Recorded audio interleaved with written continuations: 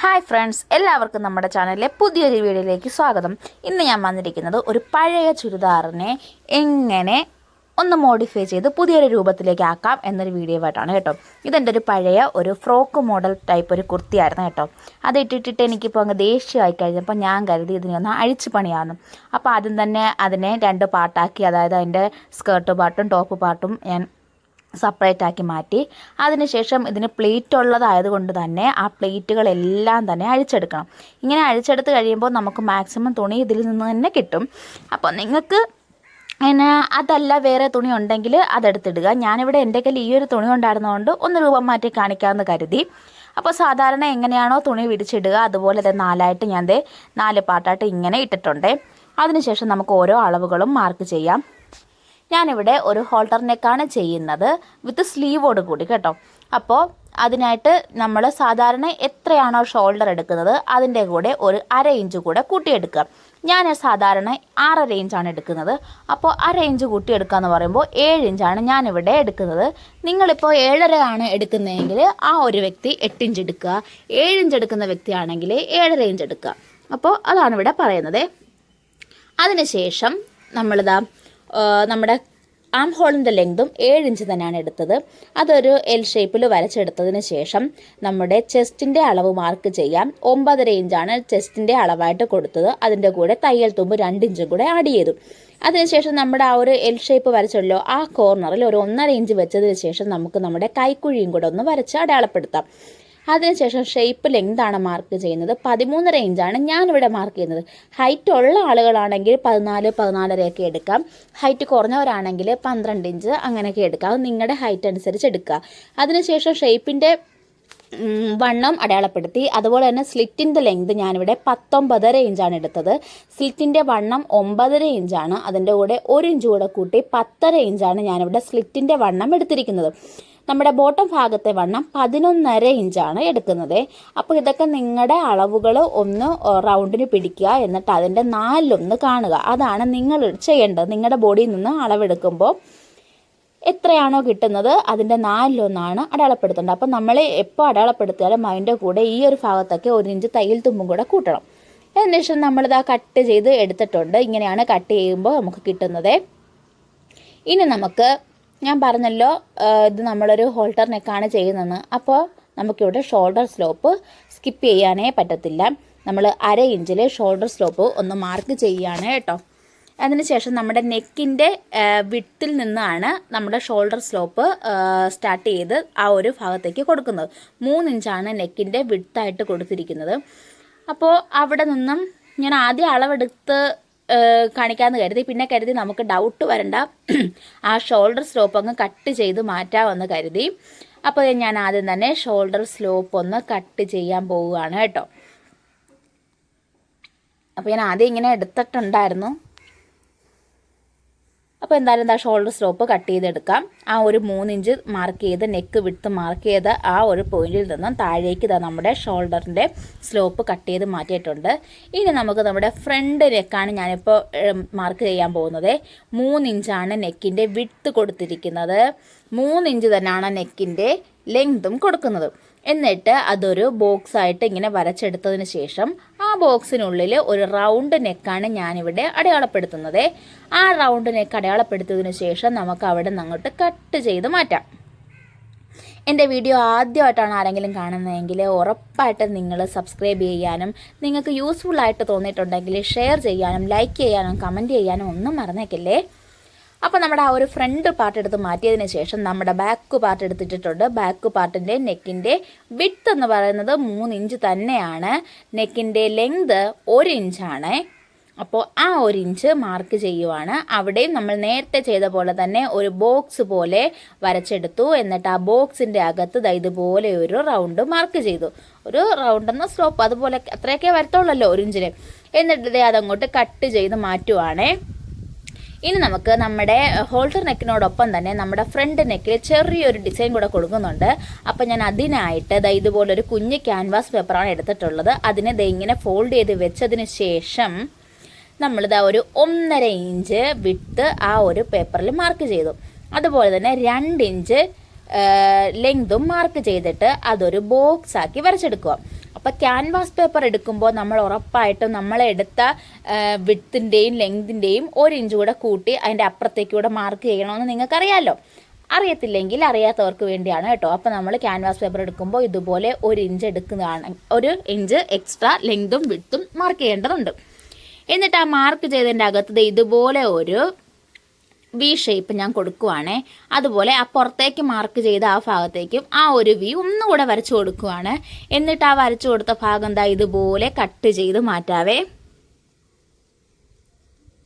Cut ചെയ്ത് മാറ്റുമ്പോൾ നമുക്കിത് ഇതുപോലൊരു കുഞ്ഞു വി കിട്ടുന്നുണ്ടേ.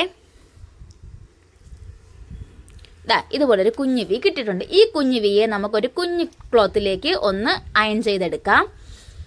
അപ്പോൾ അത് അയൺ ചെയ്ത് സ്റ്റിച്ച് ചെയ്ത് എടുത്തിട്ടുണ്ട്. അതിനുശേഷം നമ്മുടെ ഫ്രണ്ട് നെക്ക് എടുക്കുക. ഫ്രണ്ട് നെക്കിൻ്റെ സെൻറ്റർ എടുക്കുക. അവിടെ ഒരു കുഞ്ഞി കട്ട് കൊടുക്കുക. നമ്മുടെ ആ ഒരു സെൻറ്റർ ഒന്ന് മനസ്സിലാക്കാൻ വേണ്ടിയാണ്. എന്നിട്ട് ഇതിൻ്റെ നല്ല വശം തന്നെ എടുത്ത് അവിടെ അങ്ങ് സെറ്റാക്കി വെക്കുക. അതിനുശേഷം നമ്മൾ ആ ഒരു കുഞ്ഞു പേപ്പർ നമ്മൾ അറ്റാച്ച് ചെയ്തല്ലോ, ആ ക്യാൻവാസ് പേപ്പർ ഒട്ടിച്ച ക്ലോത്ത് എടുക്കുക. അതിൻ്റെയും സെൻറ്റർ വെച്ചൊന്ന് മടക്കുക. അതിൻ്റെയും സെൻറ്ററിൽ ഒരു കട്ട് കൊടുക്കുക. എന്നിട്ട് അതിൻ്റെയും നല്ല വശം എടുത്ത് നല്ല വശമായിട്ട് കിടക്കുന്ന നമ്മുടെ ആ ഒരു മെയിൻ ക്ലോത്തിൻ്റെ പുറത്തേക്ക് എടുത്ത് വെക്കുക. അതിനുശേഷം അതിങ്ങനെ ആ ഒരു ക്യാൻവാസ് പേപ്പറിൽ ജസ്റ്റ് തട്ടുന്ന രീതിയിൽ ആ 2 ക്ലോത്തും കൂടി ഒരുമിച്ച് വെച്ച് അങ്ങോട്ട് സ്റ്റിച്ച് ചെയ്ത് കൊടുക്കുക. ആ ഒരു സെൻറ്റർ പോയിൻ്റൊക്കെ എത്തുമ്പോൾ നമ്മുടെ ഫൂട്ടർ പൊക്കി സൂചി കുത്തി നിർത്തി തിരിച്ചെടുത്തതിന് ശേഷം മാത്രം നമ്മുടെ ആ ഒരു ക്ലോത്തിൻ്റെ ഓപ്പോസിറ്റ് സൈഡിലേക്ക് സ്റ്റിച്ച് ചെയ്ത് കൊടുക്കുക. അല്ലാന്നുണ്ടെങ്കിൽ നമ്മുടെ തുണിയിൽ ആ ഒരു ചുളുക്കും ആ ഒരു പെർഫെക്റ്റ് പോയിൻ്റ് ഒന്നും കിട്ടത്തില്ല. ഇത് നിങ്ങൾ അറിയാവുന്നവരുണ്ട്, നമ്മൾ അറിയാത്തവർക്ക് വേണ്ടിയാണത് പറയുന്നത് കേട്ടോ. അതിനുശേഷം ഈ ബാലൻസ് ആ ഉള്ളിൽ കിടക്കുന്ന തുണിയൊക്കെ ഉണ്ടല്ലോ, അതൊക്കെ അങ്ങോട്ട് കട്ട് ചെയ്ത് മാറ്റുക. ഇങ്ങനെ കട്ട് ചെയ്ത് മാറ്റുമ്പോൾ നമ്മുടെ ക്ലോത്തിലും നമ്മുടെ സ്റ്റിച്ചിലും ഒന്നും കൊള്ളാതെ വേണം ഈ ഒരു കട്ട് കൊടുത്ത് മാറ്റേണ്ടത് കേട്ടോ. അങ്ങനെ മാറ്റിയതിന് ശേഷം ഇതുപോലൊരു കുഞ്ഞിക്കട്ട് ആ ഒരു സെൻറ്റർ ഭാഗത്ത് കൊടുക്കുക. അതിനുശേഷം ഈ ക്യാൻവാസ് പേപ്പറും ആ തുണിയൊക്കെ അതിൻ്റെ അകത്തേക്ക് അങ്ങ് മടക്കി അങ്ങ് എടുക്കുക. അങ്ങനെ എടുത്ത് കഴിയുമ്പോൾ നമ്മൾ ഈ ഒരു ഭാഗം ഒന്ന് പതിച്ച് സ്റ്റിച്ച് ചെയ്യണം. ഇല്ലാന്നുണ്ടെങ്കിൽ ഈ ക്യാൻവാസ് പേപ്പറൊക്കെ ആവശ്യമില്ലാതെ വെളിയിലേക്ക് കയറി വരും. അങ്ങനെ വരാതിരിക്കാൻ വേണ്ടിയാണ് നമ്മൾ അവിടെ ഒന്ന് പതിച്ച് ആ ഒരു സ്റ്റോപ്പ് സ്റ്റിച്ച് കൊടുക്കുന്നത്. നിങ്ങൾക്ക് ഈ വീഡിയോ മനസ്സിലാവുന്നുണ്ടെങ്കിലും മനസ്സിലാകുന്നില്ലെങ്കിലും എന്താണെന്ന് വെച്ചാൽ നിങ്ങളൊന്ന് കമൻറ്റിൽ പറഞ്ഞേക്കണേ. എന്നാൽ മാത്രമല്ലേ എനിക്ക് നിങ്ങൾക്ക് മനസ്സിലാവുന്ന രീതിയിൽ പുതിയ വീഡിയോകൾ എത്തിക്കാൻ പറ്റത്തുള്ളൂ. അപ്പോൾ അങ്ങനെ എത്തിച്ച് കഴിയുമ്പോൾ നമുക്ക് ഒരു കുഞ്ഞു വി കഴുത്ത് അവിടെ കിട്ടിയിട്ടുണ്ട്. ഇനി എന്താണ് ചെയ്യേണ്ടതെന്ന് വെച്ചാൽ നമ്മുടെ ബാക്ക് നെക്ക് എടുക്കുക. ബാക്ക് നെക്ക് എടുത്തിട്ട് നമ്മൾ സാധാരണ ഫ്രോക്കുകളിലൊക്കെ ഹുക്കൊക്കെ പിടിപ്പിക്കുന്നതിന് വേണ്ടി ഒരു സംഭവം ചെയ്യുമല്ലോ, അത് നിങ്ങൾക്ക് അറിയാവുന്ന കരുതിയിട്ടാണ് ഞാൻ ആ ഒരു ഭാഗം നന്നായിട്ട് എടുത്തിട്ടില്ല. അറിയാത്തവരുണ്ടെങ്കിൽ പറഞ്ഞാൽ മതി. ഈ ഒരു ഭാഗം വച്ച് നമുക്കൊരു വീഡിയോ എടുക്കാം. എന്തായാലും 3 വശം ഫോൾഡ് ചെയ്ത് സ്റ്റിച്ച് ചെയ്ത് വെച്ചാൽ ഒരു കുഞ്ഞ് പീസ് ഒരു സ്ക്വയർ രൂപത്തിൽ എടുക്കുക. എന്നിട്ട് ആ ബാക്ക് നെക്കിൻ്റെ സെൻറ്റർ ഭാഗം എടുക്കുക. എന്നിട്ട് നല്ല വശം വെച്ചിട്ട് ആ എടുത്ത തുണിയുടെ നല്ല വശവും ഈ നമ്മുടെ ബാക്ക് പാർട്ടിൻ്റെ നല്ല വശവും തമ്മിൽ സെൻറ്റർ വെച്ചിട്ട് ഒരു സ്റ്റിച്ച് ആദ്യം കൊടുക്കുക. അതിനുശേഷം ഒരു കുഞ്ഞു വി പോലെ നമ്മൾ ആ ഒരു സ്റ്റിച്ച് കൊടുത്തതിൻ്റെ അപ്പുറവും ഇപ്പുറമായിട്ട് ഇങ്ങനെ വരച്ചെടുക്കുക. എന്നിട്ട് ആ വരച്ചെടുത്തതിൻ്റെ പുറത്തുകൂടി ഇതുപോലെ ഇങ്ങനെ കുഞ്ഞു വി ആയിട്ടിങ്ങനെ, അതായത് ഒരു പോയിന്റ് എത്തിക്കുക.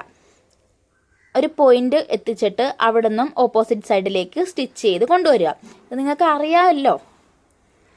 അതിനുശേഷം അങ്ങനെ സ്റ്റിച്ച് ചെയ്തെടുത്തതിന് ശേഷം ആ ഒരു ഭാഗം കൂടെ ഒന്ന് കട്ട് ചെയ്യുക. സെൻറ്റർ നമ്മൾ ആ ഒരു സ്റ്റിച്ച് കൊടുത്തതിൻ്റെ നടുക്ക് വശം ഉണ്ടല്ലോ, ആ നടുക്ക് വശത്ത് വെച്ച് ഇതുപോലെ ഒരു കട്ട് കൊടുക്കുക. കട്ട് കൊടുത്തതിന് ശേഷം ഈ തുണിയെയും നമുക്ക് അകത്തേക്ക് എടുക്കണം. നമ്മൾ ക്യാൻവാസ് പേപ്പർ നേരത്തെ എടുത്തതുപോലെ ഈ തുണിയെ ഇതുപോലെ അകത്തേക്ക് എടുക്കുവാണ് കേട്ടോ. അകത്തേക്ക് എടുത്തതിന് ശേഷം ഇതും വെളിയിലേക്ക് ഇടയ്ക്കിടയ്ക്ക് പൊങ്ങി വരാതിരിക്കാൻ വേണ്ടി നമുക്ക് ഇതിനെയും ഒരു ടോപ്പ് സ്റ്റിച്ച് കൊടുക്കാം. ഇതുപോലെ ടോപ്പ് സ്റ്റിച്ച് അതിൻ്റെ പുറത്തുകൂടി അങ്ങ് കൊടുക്കുവാണേ. ഞാൻ ഈ വീഡിയോയിൽ നമ്മൾ ഈ നെക്ക് മാത്രമേ കാണിച്ചിട്ടുള്ളൂ. യഥാർത്ഥത്തിൽ ഞാൻ ഈ ടോപ്പിൽ ഒരു പ്രിൻസസ് കട്ടാണ് കൊടുത്തത്. ഒരു പഴയ ക്ലോത്തിൽ നിന്ന് കൊണ്ടുവന്ന ഒരു പുതിയ ടോപ്പാണെന്ന് പറയാത്ത രീതിയിലാണ് ഞാനിത് എടുത്തിരിക്കുന്നത്. കാര്യം അങ്ങനെയൊക്കെ സ്റ്റിച്ചും ഒക്കെ കൊടുത്തിട്ടുണ്ട്. നിങ്ങൾക്ക് പക്ഷേ ഞാൻ ഈ ഒരു നെക്ക് മാത്രമാണ് കാണിച്ചത് കേട്ടോ. അപ്പോൾ അതിന് ശേഷം നമ്മുടെ ബാക്ക് പാർട്ടും ഫ്രണ്ട് പാർട്ടും എടുക്കുക. അതിൻ്റെ നല്ല വശങ്ങൾ ചേർത്ത് വെച്ച് ഇതുപോലെ ഒരു ഡബിൾ സ്റ്റിച്ചിൽ ഷോൾഡറുകൾ ഒന്ന് യോജിപ്പിച്ചെടുക്കുക. അങ്ങനെ രണ്ട് വശത്തെയും ഷോൾഡറുകൾ തമ്മിൽ യോജിപ്പിച്ചതിന് ശേഷം നമുക്ക് ഈ നെക്കിൻ്റെ ആ ഒരു അകവശം ഒന്ന് ഫുള്ളായിട്ട് അളന്നെടുക്കാം. നമുക്കിവിടെ കോളർ വെക്കണമെന്ന് ഞാൻ പറഞ്ഞല്ലോ. അപ്പോൾ ഇതുപോലെ പെയ്യെ പെയ്യെ പിടിച്ച് ആദ്യം ഒരു വട്ടം നിങ്ങൾ ചെയ്യുക. അപ്പം നിങ്ങൾക്കൊരളവ് കിട്ടും. നമ്മൾ വീണ്ടും എടുക്കുക, അപ്പോഴും നിങ്ങൾക്കൊരളവ് കിട്ടും. ചിലപ്പോൾ മൂന്നാമത്തെ അളവ് ഒരു 4 വട്ടം നിങ്ങൾ അളക്കുക. അപ്പോൾ ആ 4ാമത് കിട്ടുന്ന അളവായിരിക്കും നിങ്ങളുടെ കറക്റ്റ് അളവ് കേട്ടോ. അങ്ങനെ അളന്നെടുക്കുക. അപ്പോൾ ഞാനിത് ഫുള്ളായിട്ട് ആ ഒരു റൗണ്ട് ഭാഗം ഒന്ന് അളന്നെടുക്കുവാണ് കേട്ടോ. അപ്പോൾ എനിക്ക് ഈ ഒരു അളവ് കിട്ടി. പക്ഷേ ഇതല്ലായിരുന്നു എൻ്റെ അളവ്. ഞാൻ വീണ്ടും അളന്നു, അപ്പോൾ എനിക്കൊരു അളവ് കിട്ടി. അപ്പോൾ കിട്ടിയ അളവെന്ന് പറഞ്ഞാൽ എനിക്ക് 16 ഇഞ്ചാണ് കേട്ടോ. അപ്പോൾ ഇതുപോലൊരു ക്യാൻവാസ് പേപ്പർ എടുക്കുക, ഇങ്ങനെ ഫോൾഡ് ചെയ്ത് വെക്കുക. അതിനുശേഷം നമ്മൾ ഒരു വര ഇങ്ങനെ വരയ്ക്കുക കേട്ടോ. എന്നിട്ട് ശേഷം ഒരു എൽ ഷേപ്പിൽ നമ്മൾ ആം ഹോളിൻ്റെ കർവിന് വരയ്ക്കുമല്ലോ, അതുപോലെ ഒരു എൽ ഷേപ്പ് വരയ്ക്കുക. എന്നിട്ട് അതേ ഫ്രഞ്ച് സ്കെയിൽ വെച്ച് ഇതുപോലൊരു കർവിൽ അങ്ങോട്ട് വരച്ച് കൊടുക്കുക. എന്നിട്ട് നമുക്ക് കിട്ടിയ ആ ഒരു അളവുണ്ടല്ലോ, ആ ഒരു അളവിൻ്റെ പകുതിയാണ് നമ്മൾ എടുക്കേണ്ടത്. ഇപ്പോൾ എനിക്ക് 16 കിട്ടിയത്. അപ്പോൾ എനിക്കിവിടെ വേണ്ടത് 8 ഇഞ്ചാണ്. അപ്പോൾ ആ ഒരു ഞാൻ വരച്ച കർവ് 8 ഇഞ്ച് എവിടെയാണോ നിൽക്കുന്നത് അവിടെയാണോ പോയിൻ്റ് ചെയ്ത് വെച്ചു. അപ്പം ഞാൻ ആ ഒരു മാർക്ക് ചെയ്തു 8 ഇഞ്ച്. ഇനി എനിക്ക് വേണ്ട, അപ്പം നിങ്ങൾക്ക് ചിലപ്പോൾ 9 ഇഞ്ചായിരിക്കും കിട്ടിയത്. അപ്പോൾ അതായത് 18 ആയിരിക്കും കിട്ടിയത്. അപ്പോൾ അതിൻ്റെ പകുതി 9. നിങ്ങൾ ആ ഒരു കർവ് 8 ഇഞ്ച് കിട്ടുന്ന എവിടെയാണോ അല്ലെങ്കിൽ 9 ഇഞ്ച് കിട്ടുന്ന എവിടെയാണോ അവിടെ വെച്ച് സ്റ്റോപ്പ് ചെയ്യുക. അതിനുശേഷം നമുക്ക് ഇതിൻ്റെ അകത്തേക്കായിട്ടാണ് നമ്മുടെ ആ ഒരു കോളറിൻ്റെ വിട്ട് കൊടുക്കുന്നത്. ഞാനിവിടെ കോളറിൻ്റെ വീതി 3/4 ഇഞ്ചാണ് കൊടുക്കുന്നത്. എന്നിട്ട് ഇതിങ്ങനെ പല പല പോയിന്റുകളിൽ ആ ഒരു 3/4 ഇഞ്ച് അടയാളപ്പെടുത്തിയിട്ട് ആ അടയാളപ്പെടുത്തിയ കുഞ്ഞു കുഞ്ഞു കുത്തെല്ലാം കൊണ്ട് ഞാൻ ഒരുമിച്ച് ഒറ്റ ഒരു വരയാക്കി എടുത്തിട്ടുണ്ട്. എന്നിട്ട് ഇതുപോലെ അങ്ങോട്ട് പോയിന്റ് ചെയ്ത് ഞാൻ കൊടുത്തു. ഇനി നമുക്കിതിനെ അങ്ങോട്ട് കട്ട് ചെയ്തെടുക്കാവേ.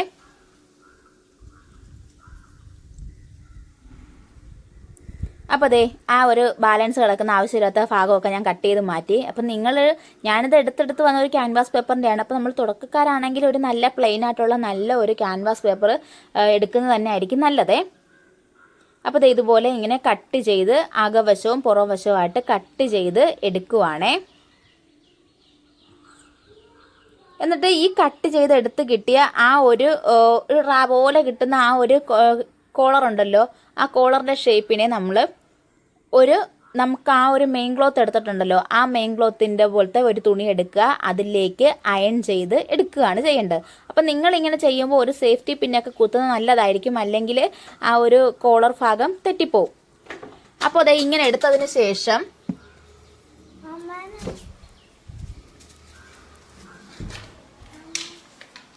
വേറൊരു ക്ലോത്തിലേക്ക് ഞാൻ ഇങ്ങനെ സ്റ്റിച്ച് ചെയ്ത് എടുക്കാൻ വേണ്ടി വേറൊരു ക്ലോത്തും കൂടി അതേ അളവിൽ തന്നെ എടുക്കുവാണേ. എന്നിട്ട് രണ്ടിൻ്റെ നല്ല വശങ്ങൾ ചേർത്ത് ഒരുമിച്ച് വെച്ചതിന് ശേഷം നമുക്ക് ഈ കോളറിൻ്റെ അകം വശം വെച്ചിട്ട് ഒന്ന് സ്റ്റിച്ച് ചെയ്ത് എടുക്കാം.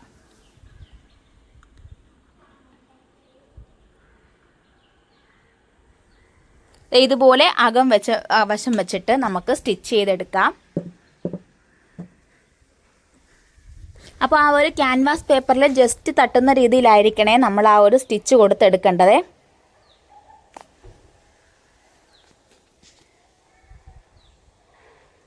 വളരെ ശ്രദ്ധാപൂർവം തന്നെ ആയിരിക്കണം നമ്മൾ ചെയ്യേണ്ടത്. അതുപോലെ തന്നെ ആ ഒരു ക്ലോത്തിൻ്റെ നല്ല വശം നമ്മൾ ആ മോശം വശത്തായിട്ടാണ് നമ്മൾ ആ ക്യാൻവാസ് പേപ്പറിനെ അയൺ ചെയ്തെടുത്തത്, അതും നിങ്ങൾ വിട്ടുപോകരുത്. അതുപോലെ തന്നെ നല്ല വശവും അതായത് നമ്മൾ പിന്നീട് എടുത്ത ക്ലോത്തും ക്യാൻവാസ് പേപ്പർ ഒട്ടിച്ച ക്ലോത്തും നല്ല വശങ്ങൾ ചേർത്ത് വെച്ചിട്ടാണ് നമ്മളിങ്ങനെ അടിച്ചെടുക്കുന്നത്. ഇനി നമുക്ക് ഈ ഉൾവശത്ത് കിടക്കുന്ന ആ ഒരു ക്ലോത്തിനെ അങ്ങോട്ട് കട്ട് ചെയ്ത് മാറ്റാം. ഇപ്പോഴും നമ്മളിവിടെ ശ്രദ്ധിച്ചേക്കണേ, ഇതിലെങ്ങും പോയി കട്ട് കൊടുത്തേക്കരുത്. അങ്ങനെ സ്റ്റിച്ച് കട്ട് ചെയ്ത് എടുക്കാം.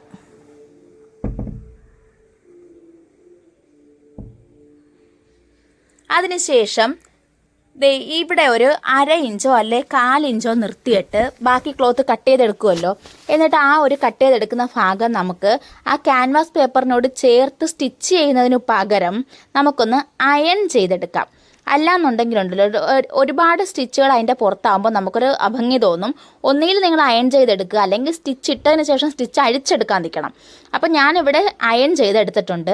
അങ്ങനെ അയൺ ചെയ്ത് ത്രൂ ഔട്ട് ആ ഒരു ഭാഗം ക്യാൻവാസ് പേപ്പറിനോട് ഒട്ടിച്ച് വെച്ച് അയൺ ചെയ്തതിന് ശേഷം ക്യാൻവാസ് പേപ്പർ എവിടെയാണോ എൻഡ് ചെയ്യുന്നത് ആ എൻഡ് ചെയ്യുന്നതിൻ്റെ തൊട്ടടുത്തായിട്ട് വെച്ചിട്ട് മറ്റേ ക്ലോത്ത് ഉണ്ടല്ലോ ആ ക്ലോത്തിൽ ഒരു റഫായിട്ടൊരു സ്റ്റിച്ച് അങ്ങോട്ട് കൊടുക്കുക. ഈ സ്റ്റിച്ച് എന്തിനാ കൊടുക്കുന്നതെന്ന് നിങ്ങൾക്ക് വഴിയെ മനസ്സിലാവും. ഉറപ്പായിട്ടും നിങ്ങൾ ഈ സ്റ്റിച്ച് കൊടുക്കാൻ മറക്കരുത്. പറ്റുമെങ്കിൽ നിങ്ങൾ വേറൊരു ത്രെഡിട്ട് ആ ഒരു റഫ് സ്റ്റിച്ച് കൊടുക്കുന്നതായിരിക്കും തുടക്കക്കാരാണെങ്കിൽ നല്ലത്. കാരണം എന്താണെന്ന് നമ്മളിപ്പോൾ പറഞ്ഞു തരാം. അപ്പോൾ ആ ഒരു സ്റ്റിച്ച് ഞാൻ ഫുള്ളായിട്ട് അങ്ങനെ കൊടുക്കുവാണേ. അതിനുശേഷം എന്താ ആ ബാലൻസ് വന്ന തുണി ഒരു 1/4 ഇഞ്ച് എങ്ങാനും നിർത്തിയിട്ട് ബാക്കിയെല്ലാം അങ്ങോട്ട് കട്ട് ചെയ്ത് കളയുക.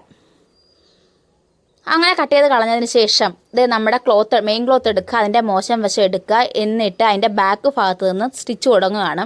അപ്പോൾ നമ്മൾ ആ ഒരു ക്യാൻവാസ് പേപ്പർ ഒട്ടിക്കാത്ത നമ്മൾ ആ ഒരു റഫ് സ്റ്റിച്ച് കൊടുത്ത ഭാഗം ഉണ്ടല്ലോ ആ ഭാഗത്തു കൂടെ ആയിരിക്കണം നമ്മൾ ത്രൂ ഔട്ട് ആ നെക്ക് സ്റ്റിച്ച് ചെയ്ത് പോകേണ്ടത്. അങ്ങനെ സ്റ്റിച്ച് ചെയ്ത് പോകുമ്പോൾ നിങ്ങൾക്ക് ഏറ്റക്കുറച്ചിലില്ലാണ്ട് തന്നെ, അതായത് കുറവും വരത്തില്ല കൂടുതലും വരാത്ത രീതിയിൽ നിങ്ങൾക്ക് ഉറപ്പായിട്ടും ആ ഒരു എൻഡ് വരെ നമ്മുടെ ആ ഒരു സ്റ്റിച്ച് കിട്ടും, ആ ഒരു കോളർ കിട്ടും. അപ്പോൾ ഞാൻ അങ്ങനെ സ്റ്റിച്ച് ചെയ്തെടുത്തിട്ടുണ്ട്. ഇനി നമുക്കിതിനെ തിരിച്ചെടുക്കുമ്പോൾ ഓട്ടോമാറ്റിക്കലി നമ്മുടെ ആ ക്യാൻവാസ് പേപ്പർ ഒട്ടിച്ച ആ ക്ലോത്ത് ഉണ്ടല്ലോ അത് ഇങ്ങോട്ട് കവർ ചെയ്ത് വന്നോളും.